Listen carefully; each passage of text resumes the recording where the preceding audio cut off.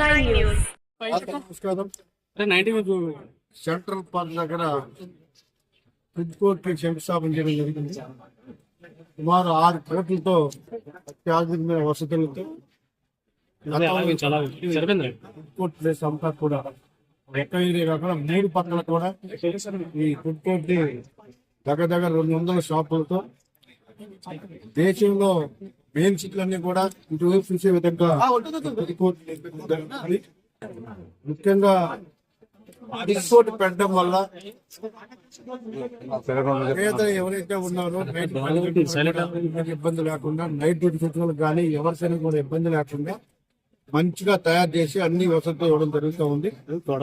ఇవాళ ఈ కార్యక్రమంలో జనరల్ కన్వీనర్ గారు టీం అంతా మరియు కూటమి నాయకులు అందరూ కూడా పాల్గొనడం రానులో ఇది ఒక ఆదర్శంగా ఉండే విధంగా ఈ ఫుడ్ కోర్ట్ ఎటువంటి అవకతవకలు లేకుండా గతంలో కొంతమంది ఉద్దేశపూర్వకంగా చేసినటువంటి వ్యాఖ్యలు లేకపోతే కొన్ని ఇబ్బందుల వల్ల ఈ ఫుడ్ కోర్ట్ కొంతమంది వ్యక్తులు.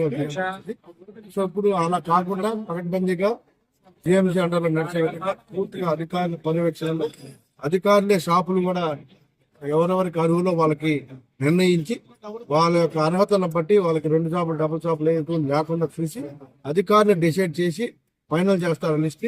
ఆ లిస్ట్ ప్రకారం వర్క్స్గా ఇస్తారు. ఎటువంటి ఇబ్బందులు లేకుండా మంచిగా వ్యాపారం చేసుకొని వాళ్ళు హ్యాపీగా ఫ్యామిలీ ఉండే విధంగా ఎటువంటి వాళ్ళు ఆర్థికంగా సామాజికంగా వెతికే విధంగా చేయడమే లక్ష్యంగా అందులో భాగం ఇది కూడా. సో ఇది లేని వాళ్ళకి ఇండియాలో అలాగే వ్యాపారస్తులు కూడా సహకరించాలి. రానున్న 5 లక్షల ఎంప్లాయ్మెంట్ కూడా విశాఖపట్నం రాబోతుంది.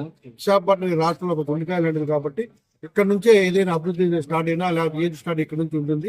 ఒక మంచి ఫుడ్ కోర్ట్ ఇక్కడ మీరు చూడబోతామని తెలియజేస్తారు. ఎన్ని రోజులు ఇస్తారండి ఇది?